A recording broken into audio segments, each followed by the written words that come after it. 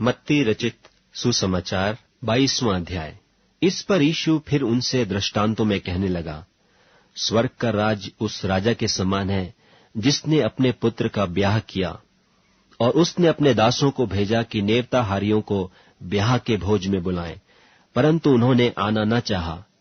फिर उसने और दासों को यह कहकर भेजा कि नेवताहारियों से कहो, देखो मैं भोज तैयार कर चुका हूं, और मेरे बैल और पले हुए पशु मारे गए हैं, और सब कुछ तैयार है, ब्याह के भोज में आओ।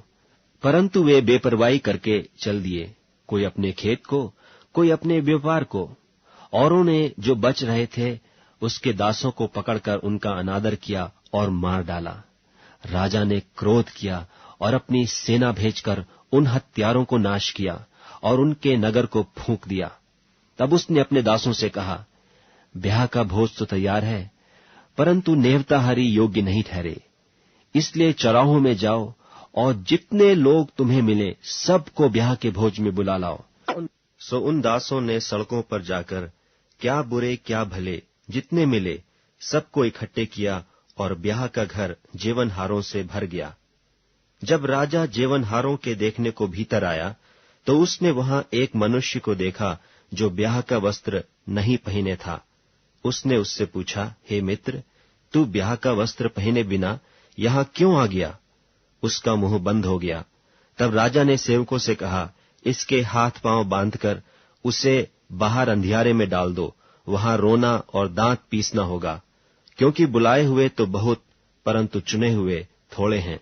तब फरीसियों ने जाकर आपस में विचार किया कि उसको किस प्रकार बातों में फंसाएं।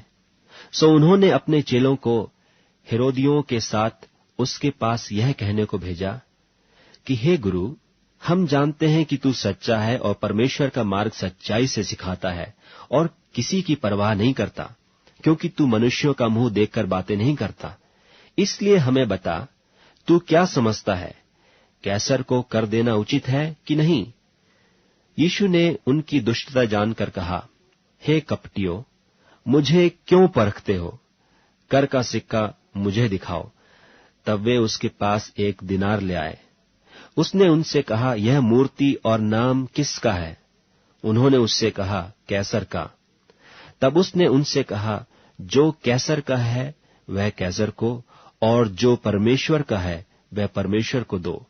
यह सुनकर उन्होंने अचंभा किया और उसे छोड़कर चले गए। उसी दिन सदूकी, जो कहते हैं कि मरे हुओं का पुनरुत्थान है ही नहीं, उसके पास आए और उससे पूछा कि हे गुरु, मूसा ने कहा था कि यदि कोई बिना संतान मर जाए तो उसका भाई उसकी पत्नी को ब्याह करके अपने भाई के लिए वंश उत्पन्न करे।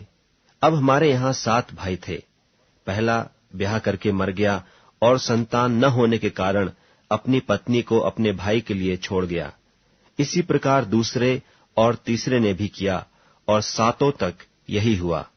सबके बाद वह स्त्री भी मर गई। सो जी उठने पर वह उन 7 में से किसकी पत्नी होगी, क्योंकि वह सब की पत्नी हो चुकी थी। यीशु ने उन्हें उत्तर दिया कि तुम पवित्र शास्त्र और परमेश्वर की सामर्थ नहीं जानते, इस कारण भूल में पड़ गए हो। क्योंकि जी उठने पर ब्याह शादी न होगी, परंतु वे स्वर्ग में परमेश्वर के दूतों की नाई होंगे।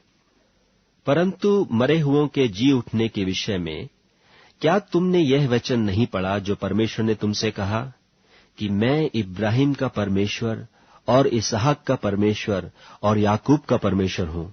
वह तो मरे हुओं का नहीं, परंतु जीवितों का परमेश्वर है। यह सुनकर लोग उसके उपदेश से चकित हुए। जब फरीसियों ने सुना कि उसने सदूकियों का मुंह बंद कर दिया, तो वे इकट्ठे हुए, और उनमें से एक व्यवस्थापक ने परखने के लिए उससे पूछा, हे गुरु, व्यवस्था में कौन सी आज्ञा बड़ी है? उसने उससे कहा, तू परमेश्वर अपने प्रभु से अपने सारे मन और अपने सारे प्राण और अपनी सारी बुद्धि के साथ प्रेम रख। बड़ी और मुख्य आज्ञा तो यही है, और उसी के समान यह दूसरी भी है कि तू अपने पड़ोसी से अपने समान प्रेम रख। ये ही 2 आज्ञाएं सारी व्यवस्था और भविष्यद्वक्ताओं का आधार हैं। जब फरीसी इकट्ठे थे तो यीशु ने उनसे पूछा कि मसीह के विषय में तुम क्या समझते हो? वह किसका संतान है? उन्होंने उससे कहा, दाऊद का। उसने उनसे पूछा तो दाऊद आत्मा में होकर उसे प्रभु क्यों कहता है कि प्रभु ने मेरे प्रभु से कहा, मेरे दाहिने बैठ, जब तक कि मैं तेरे बैरियों को तेरे पांवों के नीचे न कर दूं। भला जब दाऊद उसे प्रभु कहता है तो वह उसका पुत्र क्यों कर ठहरा? उसके उत्तर में कोई भी एक बात न कह सका, परंतु उस दिन से किसी को फिर उससे कुछ पूछने का हियाव न हुआ।